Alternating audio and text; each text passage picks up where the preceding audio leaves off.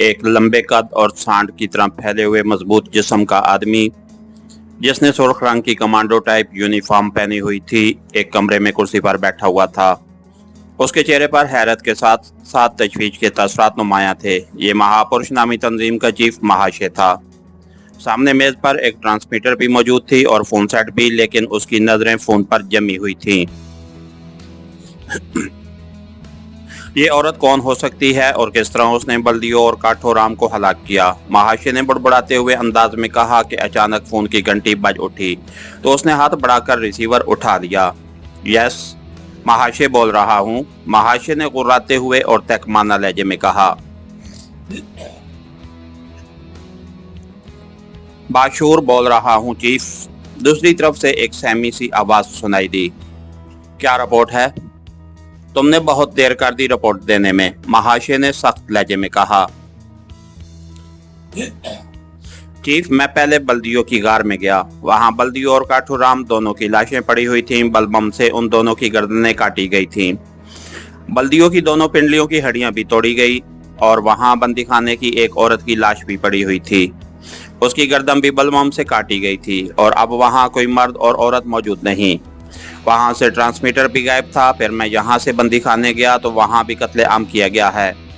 مہادیو اور اس کے باقی سب ساتھیوں کی لاشیں پڑی ہوئی ہیں، ایک عورت بھی گولیوں سے چھلنی پڑی ہوئی ہے۔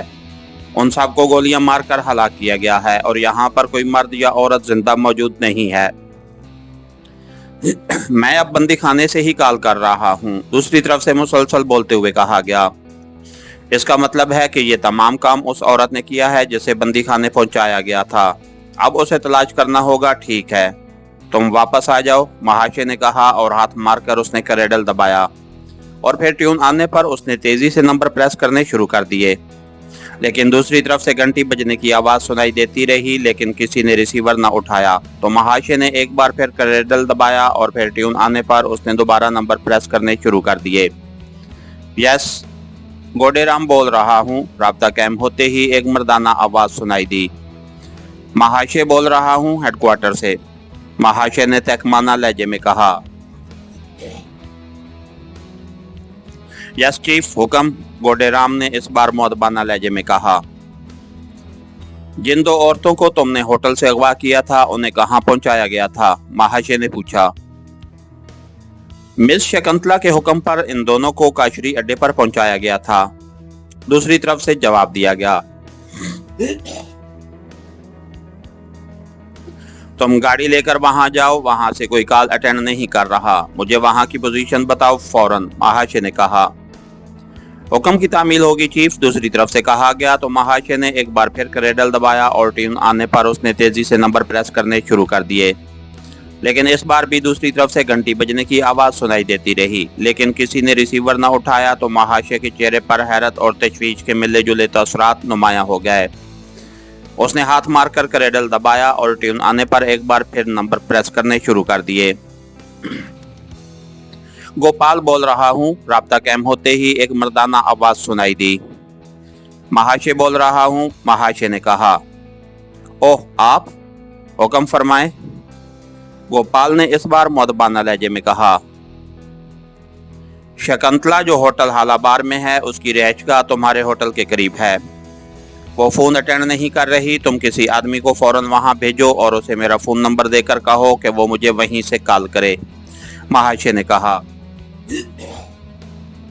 اوکے، ابھی آپ کو رپورٹ مل جائے گی، دوسری طرف سے کہا گیا، اور اس کے ساتھ ہی مہاشے نے ریسیور رکھ دیا۔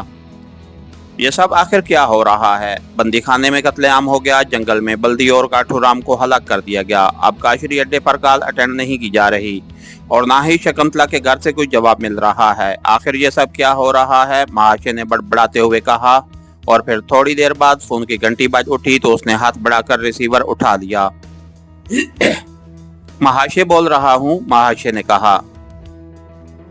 گوڈے رام بول رہا ہوں چیف، کاشری اڈے سے، دوسری طرف سے گوڈے رام کی متوجہ آسی آواز سنائی دی۔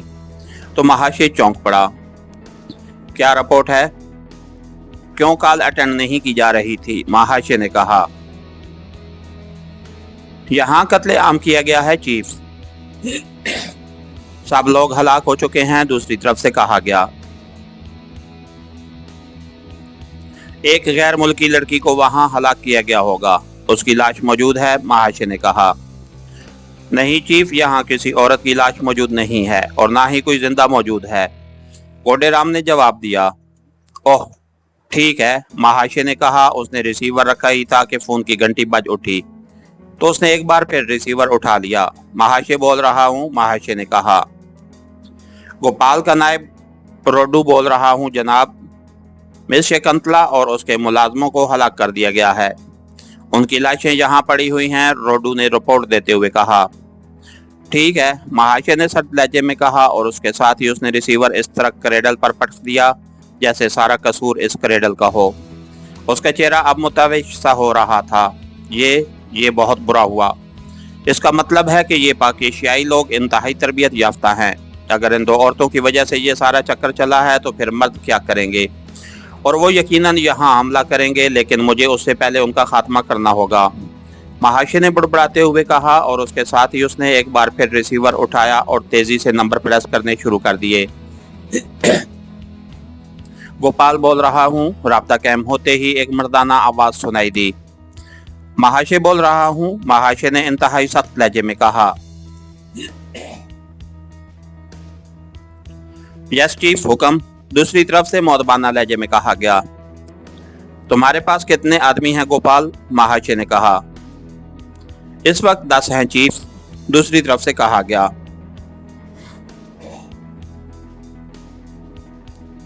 सुनो, काशान शहर में 3 मर्द और 2 औरतें जिनका ताल्लुक पाकेशिया से है, महागुरु शरीपदम के खिलाफ काम करने पहुंचे हैं।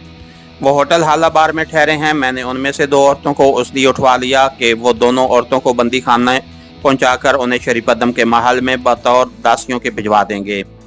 चुनांचे गोडेराम ने शकुंतला के कहने पर दोनों औरतों को अगवा किया और काशरी अड्डे पर पहुंचा दिया।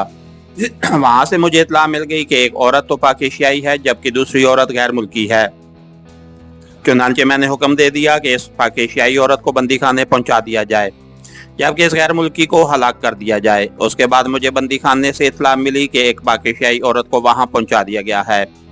उसके बाद अचानक गैर मुतवक्को इत्तलात मिलने लगी। बंदी खाने से वो औरत गायब हो गई और वहां सबको हलाक कर दिया गया। काशरी अड्डे पर भी कत्लेआम किया गया है और सबको हलाक कर दिया गया है। शकुंतला को भी उसके मुलाजमों समेत हलाक कर दिया गया है। इसका मतलब है कि ये दोनों औरतें और ये मर्द इंतहाई तरबियत याफ्ता लोग हैं, इसलिए मैं चाहता हूँ कि इनका फौरी खात्मा कर दिया जाए। तुम अपने आदमियों को लेकर सोनारी जंगल में मोर्चे लगा दो। अब ये लाजमन हेडक्वार्टर पर हमला करने की कोशिश करेंगे और इन्हें मालूम नहीं होगा कि सोनारी जंगल में तुम मौजूद हो। तुम जंगल में शिकार खेलने के माहिर हो, इसलिए उन सब का खात्मा कर दो फौरी। और सुनो, अगर तुम कामयाब हो गए तो तुम्हें महापुरुष में तरक्की दे दी जाएगी और तुम मेरे नायब बन जाओगे, महाशय ने कहा। आपकी दिया है चीफ, आप बेफिक्र रहें। हम मौत बनकर उन पर टूट पड़ेंगे। ये चाहे कितने ही तरबियत याफ्ता क्यों ना हो, लेकिन सोनारी जंगल में उनका शिकार हमारे लिए बेहद आसान होगा। गोपाल ने बड़े एतमाद भरे लहजे में जवाब देते हुए कहा। उन्हें काशान शहर में तलाश करने की जरूरत नहीं। उन्होंने लामहला हेडक्वार्टर पर हमला करना है और उसके लिए उन्हें लाजमन सोनारी जंगल से गुजर कर आना होगा। तुम्हें वहीं पिकटिंग करोगे और फिर जैसे ही ये हलाक हों तुमने मुझे ट्रांसमीटर पर रिपोर्ट देनी है। मुझे तुम्हारी कॉल का इंतजार रहेगा, महाशय ने कहा। यस चीफ, गोपाल ने जवाब दिया तो महाशय ने ओके कहकर रिसीवर रख दिया। अब उसके चेहरे पर इत्मीनान के तसरात थे क्योंकि वो जानता था कि सोनारी जंगल बेहद गुन्ना जंगल है और गोपाल और उसके आदमी गुन्ने जंगल में दुश्मनों का शिकार खेलने के माहिर हैं। इसलिए ये लोग लाजमन उनके हाथों मौत का शिकार हो जाएंगे। इसके साथ ही हमारी आज के एपिसोड का इख्तिताम हुआ। कहानीगर चैनल को लाइक कीजिए, सब्सक्राइब कीजिए और बेल आइकन को प्रेस कर दीजिए ताकि हर आने वाली नई वीडियो आप तक बर वक्त पहुँच सके। शुक्रिया।